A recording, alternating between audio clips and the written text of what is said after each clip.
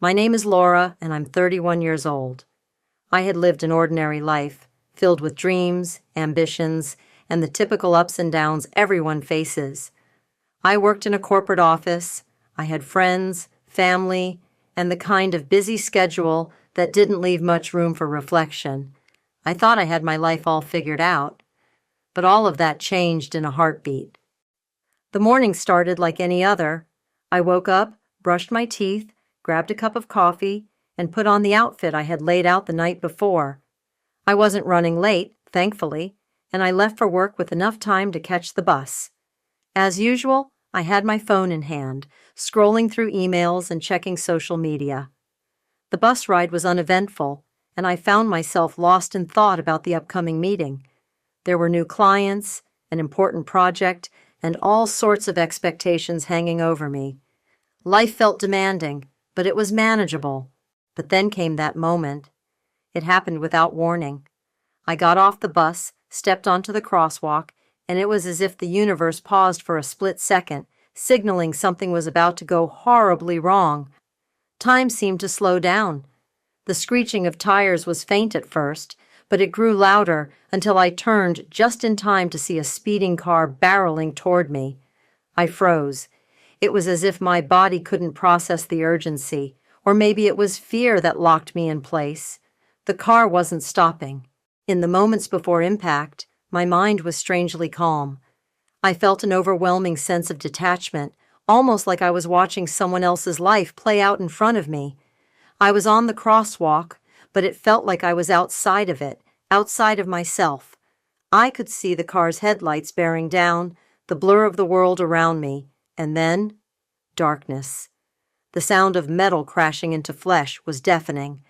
My body jerked violently, and I felt pain radiate from every part of me. But just as quickly as it all happened, the pain disappeared. And then, nothing. There was no fear, no screaming, no panic, just an eerie silence. I could feel myself falling, but I wasn't aware of anything except an overwhelming sensation of weightlessness. It was as if I had been separated from my physical body, like my soul was hovering above it, looking down at the scene below. I was aware of my body lying lifeless on the pavement, but it felt like it belonged to someone else. I could hear voices now. People were shouting, someone was crying, and I heard a faint, familiar voice. My mother. She was calling my name, her voice trembling with panic. But I couldn't respond. I wanted to reassure her, to let her know I was okay, but no words would come out. I couldn't feel my lips move. My body was numb, distant, and unresponsive. But I felt everything she felt, the fear, the desperation, the helplessness. Strangely, I wasn't afraid. I felt oddly detached from the chaos unfolding around me, like I was watching from a distance. It was as if I had stepped outside of time itself. I could see paramedics rushing to my side, trying to stabilize me, but their frantic movements felt like they were happening in slow motion. I watched as they worked, knowing they were doing everything they could to save me, but at the same time, feeling that it might be too late. The world was muffled, like I was underwater, and all I could hear were the muted voices of the people around me. In that stillness, I began to sense a shift, a deep, almost imperceptible change in the air. It was subtle at first, like a soft breeze passing through the space where I hovered, and then I felt a presence. It was something not of this world. It wasn't a physical sensation, but rather a knowing, a deep, undeniable sense that something or someone was with me. I couldn't see it yet, but I knew it was there. It was like an ancient force watching over me. And then, suddenly, I was no longer just observing from the sidelines. I felt myself being drawn into something. The moment became surreal, as if I had been transported to another realm. The cold pavement, the bustling sounds of the paramedics, and the frantic faces of my loved ones seemed to fade into the background, replaced by a gentle light. The edges of reality blurred. I wasn't sure if I was dead, alive, or somewhere in between, but I was no longer afraid. Whatever was happening to me felt significant. I had no control over it, but at that moment, I didn't need control. I was being led somewhere. I could feel my soul, if that's what it was, being lifted, floating upward. And then I saw him. The figure appeared in front of me, bathed in a brilliant light that made everything around him seem dark in comparison. It was a man, but not a man in the way I understood. His presence was more powerful than anything I had ever felt. He stood tall, with an aura of pure warmth surrounding him. His face radiated love and compassion, and when I looked into his eyes, I saw a depth of understanding, of the world, of pain, of everything that had ever been or would ever be. I knew immediately who he was. This wasn't just any figure. This was Jesus, the Christ. His presence enveloped me, and in that moment, I felt a peace that I had never known before. It was as though everything, every worry, every question I had ever had, melted away. There was no judgment, no condemnation, only unconditional love. I couldn't speak, but I didn't need to. He understood me completely. The heaviness that had once weighed on my heart, my fears, my doubts, all the mistakes I had made, vanished in the warmth of his gaze. For the first time in a long time, I felt truly seen. I was not alone. Jesus spoke, and his voice was calm, but it carried an immense power. "Laura," he said, "you've been through so much in your life, but this moment right now, is not the end." His words echoed in my mind, filling every corner of my consciousness. Death is not the end. You are on the edge of something greater. You've been shown this moment for a reason, to understand the greater picture of what is to come. His words were both soothing and terrifying, because I knew that the truth of what he said was far more vast than anything I could comprehend. I wanted to ask him questions, to beg for answers, but no words came. Instead, I felt a deep knowing within me that this moment, this encounter, was part of a much larger story that had yet to unfold. The moment I felt the shift in the air, something changed in me. I wasn't just a spectator anymore. It was as if my very essence, my soul, had detached from my physical body. I still felt connected to the world, but in a way that was foreign, almost surreal. The noise, the chaos, the frantic attempts to revive me, all of it seemed to fade, becoming distant, like an echo that couldn't reach me. There was no pain, no panic, only an odd stillness. The lights above me flickered, but instead of the harsh fluorescent hospital lights I was used to, these were soft and soothing, as though I had entered a completely different realm. The air was different too. It didn't feel heavy or cold like it did when I was alive. It was warm, inviting, and strangely comforting. And then I saw him. He wasn't just standing there. He was presence itself. His figure radiated a soft golden light that seemed to come from deep within, not just around him. It wasn't blinding or overwhelming, but calm and enveloping. I felt drawn to it, like I was being pulled toward the center of something. I could see his face, peaceful, kind, and yet there was a depth in his eyes that I couldn't explain, like he knew all the truths of the universe, but he chose to hold them in silence, only sharing what was needed. As I looked at him, something inside me began to shift. I felt my heart open, a rush of emotions flooding in, guilt, regret, love, and a profound sense of peace. I didn't understand what was happening, but I knew it was far beyond anything I had ever experienced. I was seeing him, feeling him, in a way that transcended my physical limitations. His mere presence had a calming effect on me, as if all my anxieties had simply dissolved.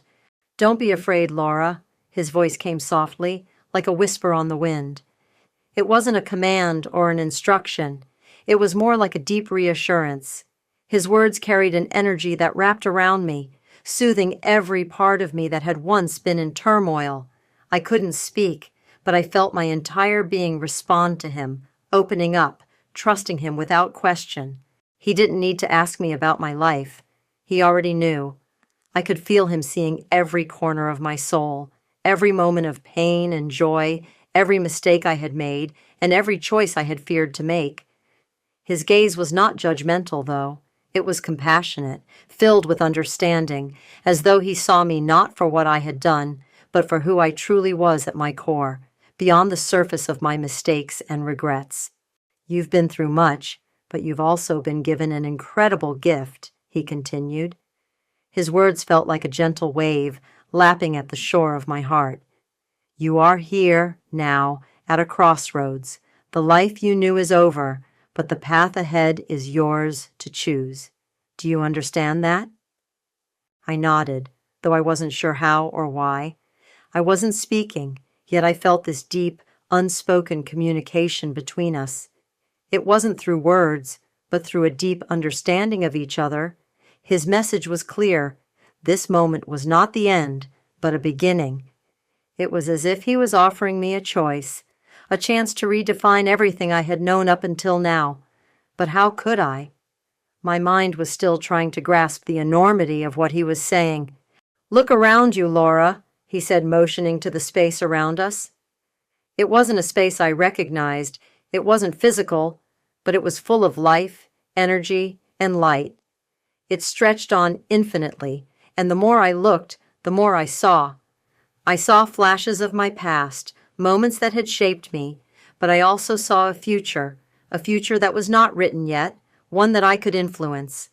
The possibilities stretched out in front of me, like branches of a tree reaching for the sky.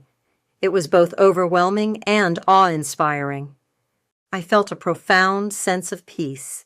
The fear I once carried, the fears that had held me back in life, had no place here. I could see everything so clearly, my struggles, my challenges, my pain. It was all part of something larger, something beautiful that I hadn't understood before. I wasn't just here for myself, I was here because I had a purpose, something to fulfill, something important. And then, in that space of infinite light, I began to understand. I understood that my life was not just a series of random events, but a journey. Every twist, every turn, every mistake. It was all leading me to this moment, and there was a reason for it all. The light around me began to pulse, matching the rhythm of my heartbeat, and I felt connected to everything, and everyone. "What is it you want, Laura?" The question didn't come as a demand, but as an invitation.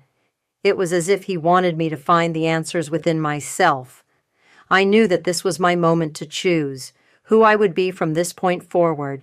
It was a chance for redemption, for understanding, for growth.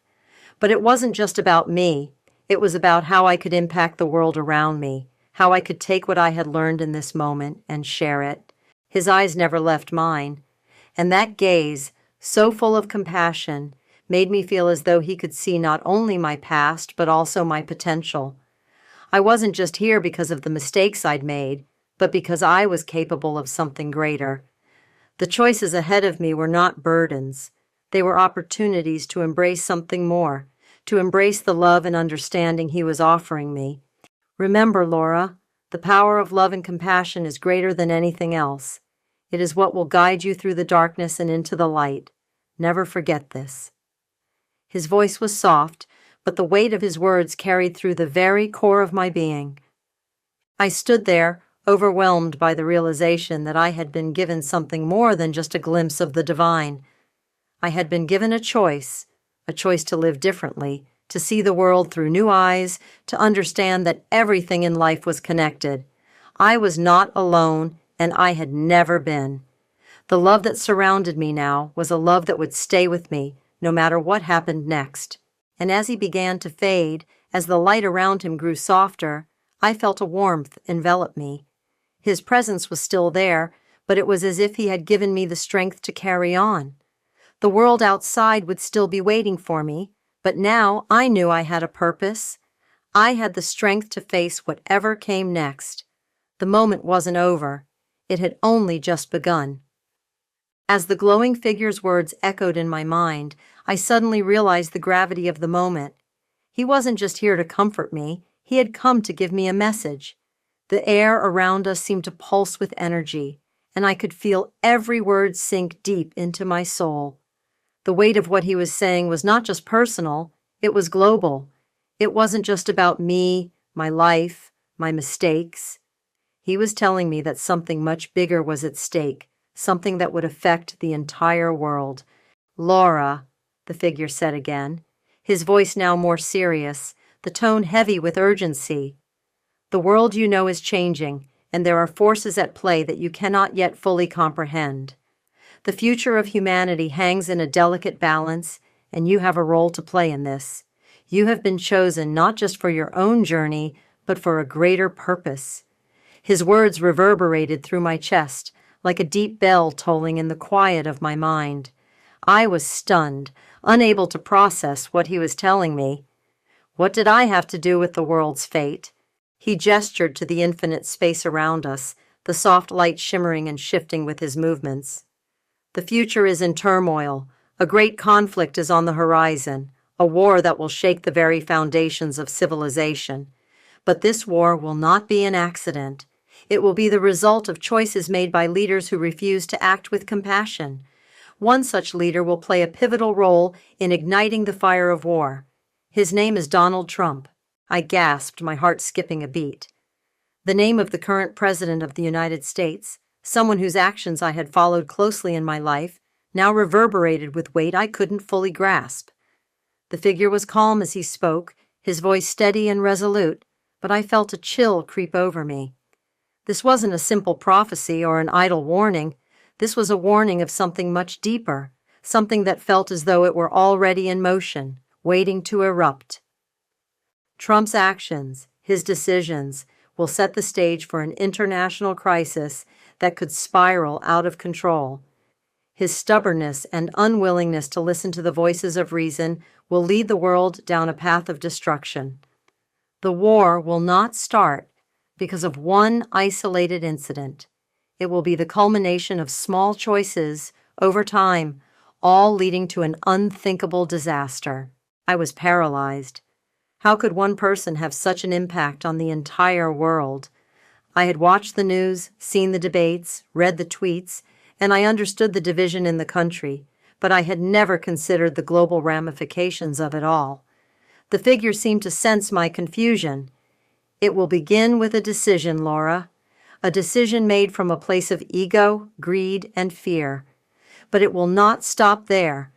The world will respond in ways no one expects, and the effects will be far-reaching."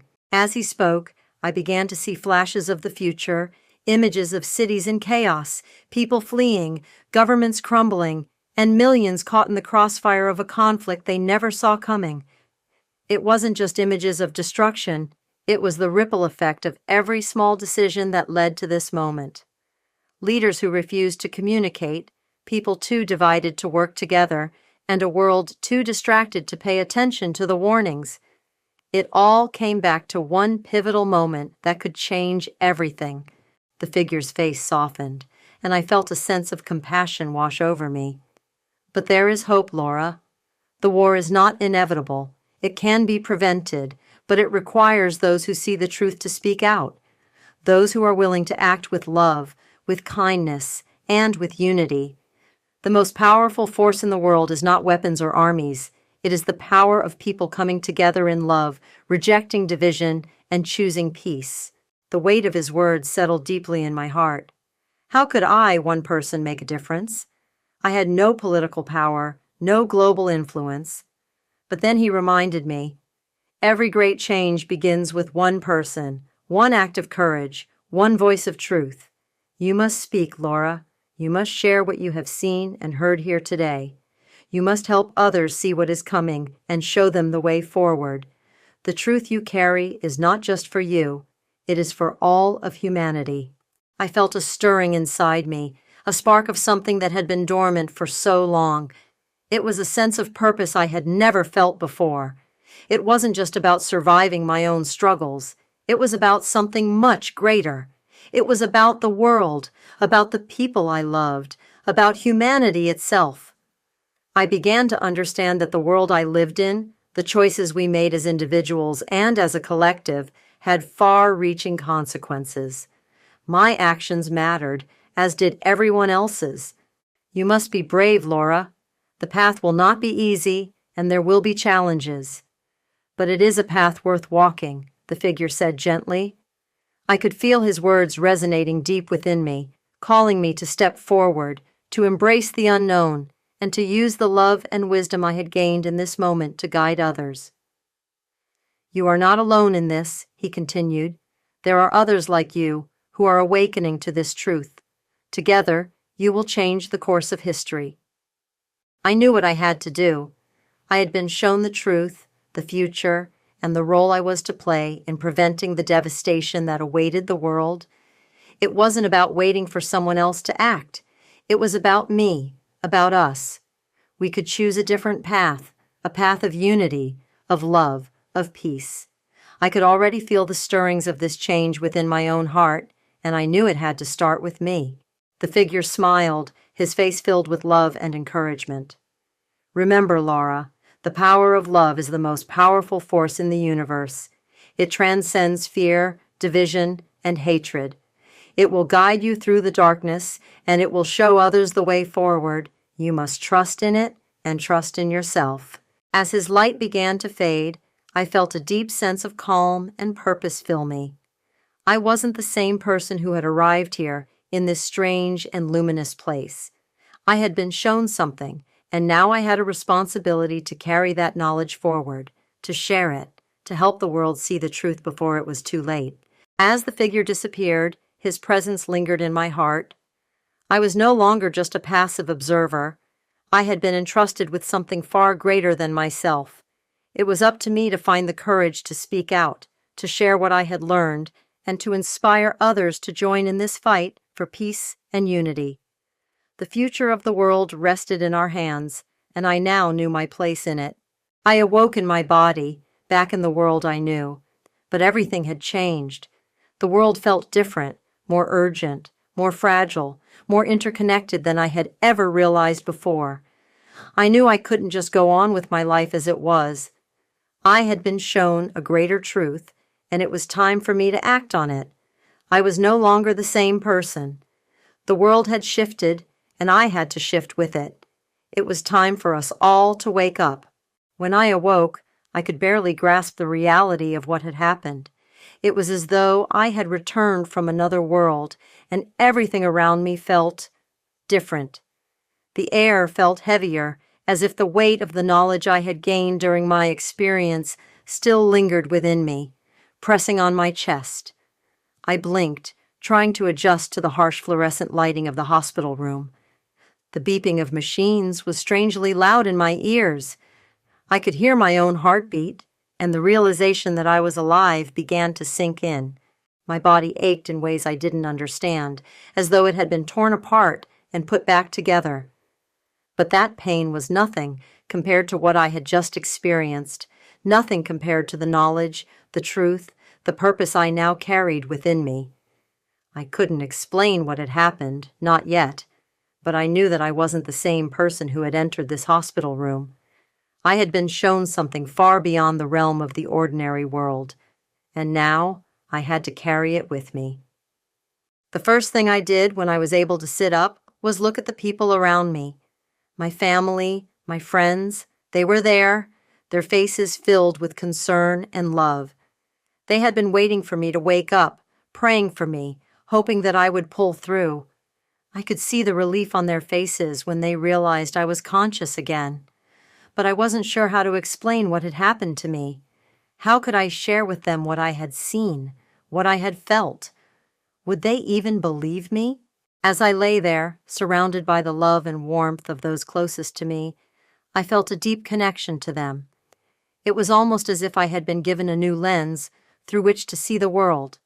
The way I looked at them, the way I felt about everything, had changed. It was as if the fog that had clouded my heart for so long had lifted. I could feel the love of my family more intensely than before, and it made me ache with gratitude. They were here. They were alive. And I was alive, too.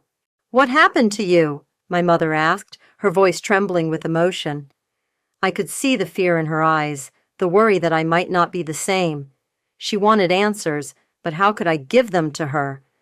How could I explain the immense truth I had seen, the future, the war, the role I had to play? Could I even comprehend it myself? I don't know, I said, my voice hoarse. It was the only answer I could give at that moment, though I knew it wasn't enough. But there was no way to explain everything that had transpired. The weight of it all was too much, too overwhelming. I felt as though I had been given a gift, a revelation, but it wasn't just mine to hold. It was a message for the world, a message I had to share. But how could I do that? How could I possibly explain something so vast, so monumental? As the days passed and I slowly regained my strength, I kept coming back to the same thought. I had to do something. I couldn't let the experience fade into nothingness. The world needed to hear what I had been shown. The world needed to know the truth. The message of love, of unity, of the power to change the course of history. It was too important to keep to myself. But how could I get people to listen? How could I make them understand? I spent hours reflecting on what I had learned. I walked through the quiet streets at night, my mind swirling with thoughts of the future, of the choices that lay ahead. The more I thought about it, the more it became clear. The truth I had been shown wasn't just about preventing a global disaster. It was about changing the way we live, the way we relate to each other, and the way we see ourselves. It was about love, real love, the kind of love that transcends division, that overcomes hatred and fear. And that kind of love had to start with me. I couldn't deny that I had been changed, that my perspective had shifted forever. But with that shift came a heavy responsibility. It wasn't enough to just understand. I had to act. I had to use the power of what I knew to influence the world around me, to inspire others to choose love over fear. I had been shown the future, but it was up to me to help shape it. It was up to me to lead, to speak out, to take action. But where would I start? I couldn't just go back to my life as it was. That was no longer an option. Everything had changed, and I knew I couldn't ignore the call I had received. I had been shown a path, a way forward, and it was time for me to take that first step. I didn't have all the answers, but I knew I had to begin somewhere. So I started small. I reached out to those around me, my friends, my family, my colleagues. I shared my story with them, telling them what I had seen and felt. I didn't expect them to fully understand, but I hoped that by sharing, I could spark something within them, a spark of awareness, of awakening. Slowly, word began to spread. People began to listen. As I spoke more and more, I began to realize that my voice was having an impact. People were starting to ask questions, to think more deeply about the world they were living in. It wasn't easy. There were plenty of skeptics, plenty of people who didn't believe what I was saying. But there were also those who did, and it was those people who gave me the strength to continue. Over time, my message grew. I began to speak at events, share my story online, and write about the lessons I had learned. The more I shared, the more I realized that this wasn't just about me anymore. It was about all of us. The future was in our hands, and we had the power to shape it. But it would take courage, it would take love, and it would take each and every one of us coming together. As my voice grew louder, I could feel the change happening around me. People were beginning to listen. Conversations started to shift. The world, once so divided, was starting to come together in small but powerful ways. It wasn't easy, and it wasn't fast, but it was happening. The spark of change had been ignited. And as I stood there, looking at the people around me, I realized that this was just the beginning. The journey ahead would be long, and the challenges would be great. But I knew one thing for sure. I wasn't walking this path alone. We were all walking it together. And as long as we kept choosing love, we could change the world. I had been shown the future, but now it was up to me to create it. And I would. Step by step, word by word, I would share the message of love, unity, and the power of the human spirit to heal the world. The journey had only just begun, but I was ready. We all were. Together, we would shape a future of hope and peace.